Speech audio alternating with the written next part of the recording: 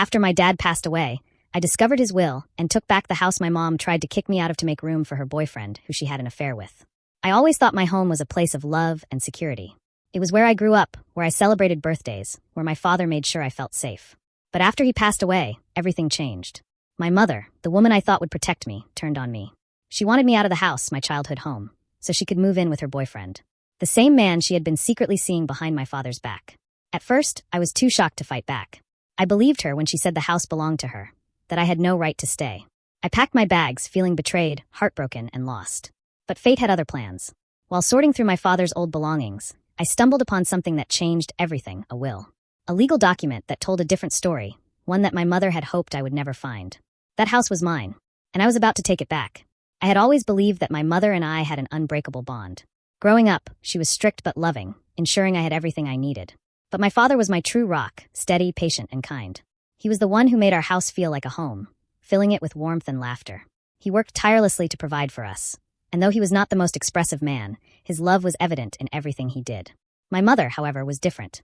She had always been distant, more concerned with appearances than emotional connection. While my father was content with simple joys, she craved luxury and status. I never paid much attention to it as a child, but looking back, I now see the signs. The subtle resentment she held towards my father for not giving her the lavish life she secretly desired. Then tragedy struck. My father, the foundation of our family, passed away suddenly. His death shattered my world. I had just turned 20, still trying to navigate adulthood, and now I had lost the one person who had always been in my corner. Grief consumed me, but I thought at least I had my mother. We needed each other now more than ever. I was wrong. Within weeks of my father's passing, my mother changed. Her grief seemed shallow, almost performative, as if she were playing the role of a grieving widow rather than truly mourning. I noticed how she started going out more, dressing differently, spending money she had never been so eager to part with before. Then, out of nowhere, she announced that she was seeing someone. It was jarring, but I tried to be understanding. Everyone copes with loss in their own way, and if she found comfort in someone else, who was I to judge? But it was not just anyone. It was Greg, a man I had known for years. A man who had always been around, lingering in the background. A man who, deep down, I had never trusted. Something felt off, but I was too exhausted from grief to question it. Until, one evening, my mother sat me down and coldly informed me that I had to move out.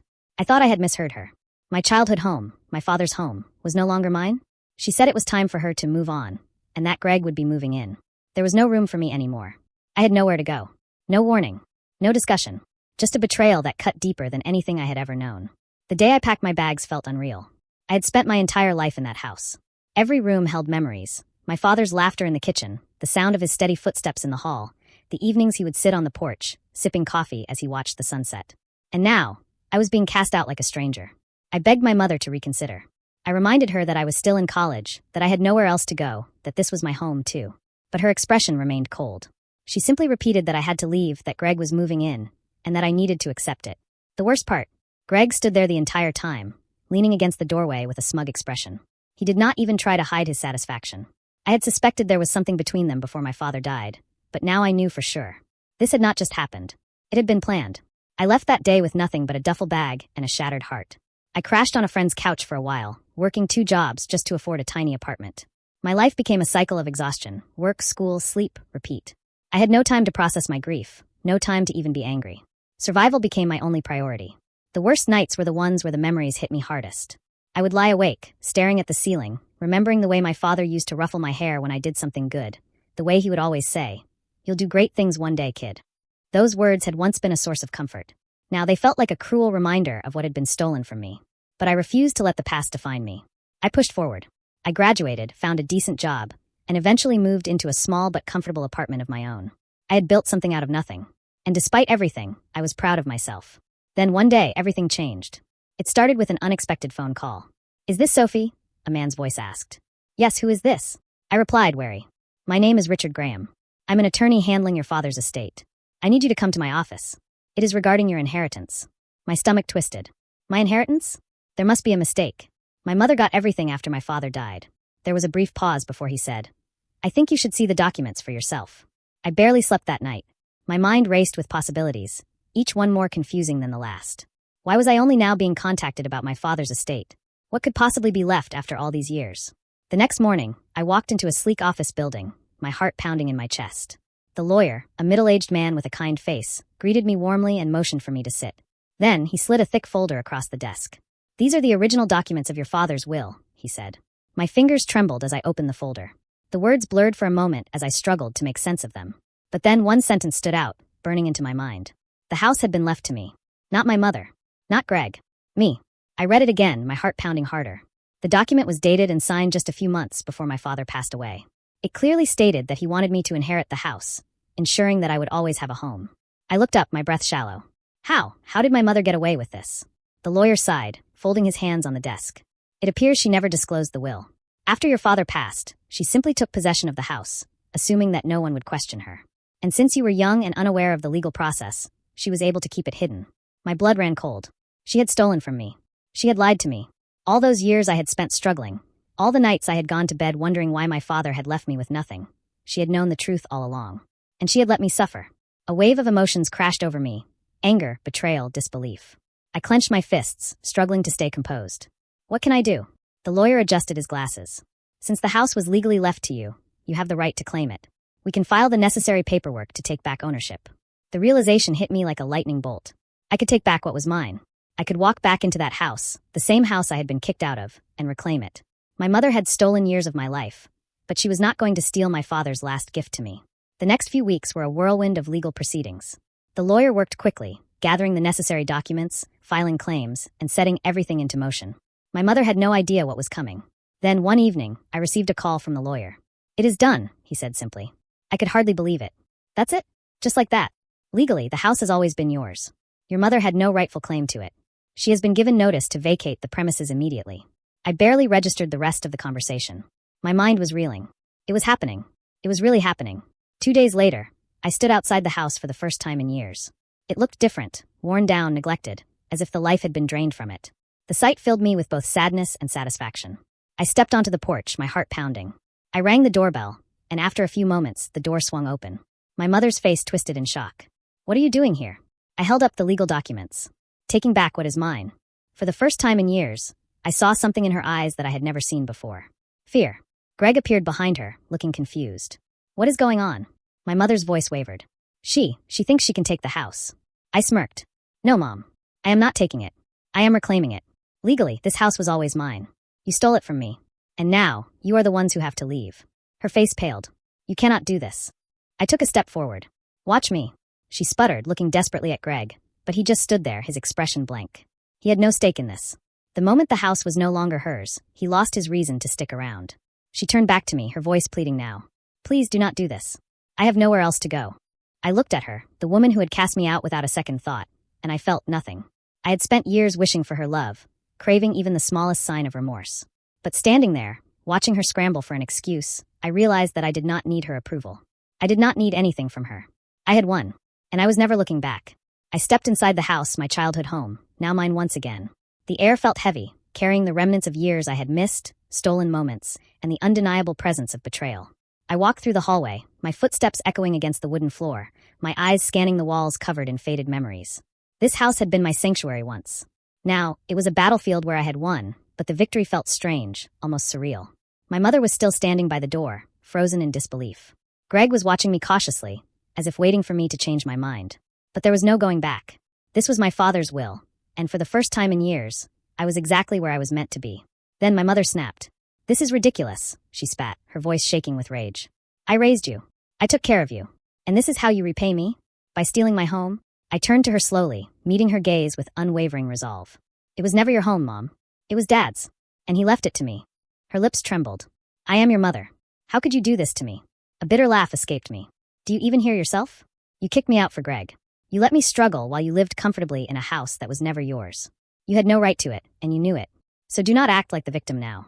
Her expression flickered, a mixture of guilt and anger battling for dominance. But I was not here for apologies. I did not need them anymore. Greg, who had been silent all this time, finally spoke. "So what happens now?" His voice was eerily calm, like he was already calculating his next move. I exhaled slowly. "You both need to leave. Immediately." My mother's face twisted with fury. "You expect us to just pack up and go? Where do you think we will live? On the streets?" I stared at her, unblinking. "That is not my problem." Her eyes widened. "You would do that? To your own mother?" Something inside me hardened. "You did it to me first." For years, I had carried the weight of my mother's betrayal, the pain of being cast aside. But at that moment, I realized something. She was not afraid of losing the house. She was afraid of losing control. She had always seen me as someone she could manipulate, someone who would bend under her rules. But that person no longer existed. Greg scoffed and shook his head. You are really going through with this, huh? You think kicking us out makes you better than us? I met his gaze unfazed. I do not think I am better than you. I know I am. He clenched his jaw, his hand tightening around the doorframe. I could see the rage building behind his eyes. This man had replaced my father in my mother's life, had stolen the security and love I had once known. And now, his cushy little arrangement was crumbling beneath him. A slow smirk tugged at my lips. What? You thought you could just move in here forever? Live off what my father built. You thought I would never find out. His face turned red. You. But before he could say another word, my mother grabbed his arm. Enough, she whispered, her voice barely audible. She turned back to me, her eyes hollow. You will regret this. I did not reply, because I knew I would not. The eviction process did not take long. The moment the court officially ruled in my favor, my mother and Greg had no choice but to leave. I gave them a deadline to vacate, and on the final day, I arrived at the house to make sure they were truly gone. The place was eerily quiet when I stepped inside. The furniture was mostly gone, the rooms left empty and lifeless. It felt strange, seeing it like this, stripped of all the things that once made it a home. As I walked through the house, I noticed an envelope sitting on the kitchen counter. My name was written on it. I hesitated before picking it up, my fingers shaking slightly. I opened it carefully and unfolded the note inside. It was from my mother. You think you have won, but you have not. You have only proven that you are just as heartless as you claim I am. One day, you will realize that family is all you have. And when you do not come looking for me. I stared at the words, waiting for the sting of guilt to hit me. But it never came, because I knew the truth now. Family was not about blood. It was about love, about the people who stood by you when the rest of the world turned its back. And my mother had done nothing but push me away my entire life. She had made her choice. And I had made mine. The house was mine again, but it did not feel like home yet. The walls carried too many memories, some warm, but most filled with pain. It was strange to stand in the space that had once been my safe haven, then my greatest loss, and now my victory. For the first few days, I wandered through the empty rooms, adjusting to the reality of what had happened. My mother was gone. Greg was gone. And for the first time in years, I was free from the shadow of their betrayal. The silence in the house was unnerving at first, but it was a silence I welcomed. It was peace, the kind I had not known in a long time. But peace did not mean my mother had disappeared completely. A week after she moved out, I started receiving calls from unknown numbers. At first, I ignored them, assuming they were spam. But when one voicemail finally came through, I recognized the voice immediately. It was my mother. Her voice was sharp, filled with controlled bitterness. You must be so proud of yourself. You stole this house from me, humiliated me, and for what? I hope it was worth it. Because I will not be coming back. Do not expect to hear from me again. I deleted the message without hesitation. She wanted a reaction. She wanted me to feel regret, to chase after her like I had done when I was younger, desperate for her approval. But I had nothing left to give her. Instead of dwelling on her words, I focused on making the house my own. I repainted the walls, replacing the dull, faded colors with vibrant shades that reflected who I had become. I threw out every piece of furniture my mother had brought in and filled the rooms with things that brought me joy. Slowly, the house transformed. It was no longer the place where I had been abandoned. It was a space that belonged to me, a symbol of my resilience. And just when I thought my mother had finally accepted defeat, she resurfaced again. It happened one evening while I was locking up the house. I heard a knock on the door, light but insistent. I froze. A part of me already knew who it was. When I opened the door, I found my mother standing there. She looked different. Tired. Her usual air of superiority was gone, replaced by something else, something I could not quite place. She exhaled, as if trying to steady herself. I was in the neighborhood. I raised an eyebrow. And her lips pressed together before she finally spoke. I want to talk. I crossed my arms, leaning against the doorframe. Now you want to talk? She winced but did not back down. I want to understand why you did this. A hollow laugh escaped me. You still do not get it, do you? You tried to erase me from this house. You pushed me away for a man who never cared about you. And now that he is gone, you think you can just come back. Her eyes flickered with something close to guilt, but she quickly masked it. Greg was a mistake. I shrugged. That is not my problem. Silence stretched between us. Then she sighed. I am struggling, you know. I stiffened. So that is what this is really about. Her gaze faltered, but she did not deny it. I do not have anywhere else to go. I should have felt something. Pity, sympathy, even the smallest twinge of guilt. But all I felt was exhaustion. She had made her choices, and now she was facing the consequences. I had spent years suffering because of her decisions. I was not going to suffer anymore. I looked at her, my voice firm. That is not my problem either. Her eyes widened. You would really turn your back on your own mother? I met her gaze, unwavering. You did it first. For the first time, real pain flashed across her face. But I did not let it shake me. She inhaled sharply, as if she had been slapped. Fine, she whispered. I see how it is. She turned to leave, and for a split second, I almost called her back. Almost. But I did not. Because I finally understood something. I did not need her anymore. And that realization was the most freeing of all. Months passed, and life settled into something peaceful. I renovated the house completely, erasing every last trace of my mother and Greg. I started hosting friends, filling the rooms with laughter instead of ghosts from the past. One afternoon, while sorting through some old boxes, I found a stack of my father's letters. Letters he had written to me but never sent. Reading them felt like reconnecting with a part of myself I had lost. No matter where life takes you, know that this house will always be your home. It belongs to you, just as my love for you will never fade. Tears welled in my eyes, but they were not tears of sadness. They were tears of closure. I had spent so long fighting for this house, but now I realized that it was never really about the house itself. It was about reclaiming what was stolen from me. My father's love. My own sense of belonging. My dignity.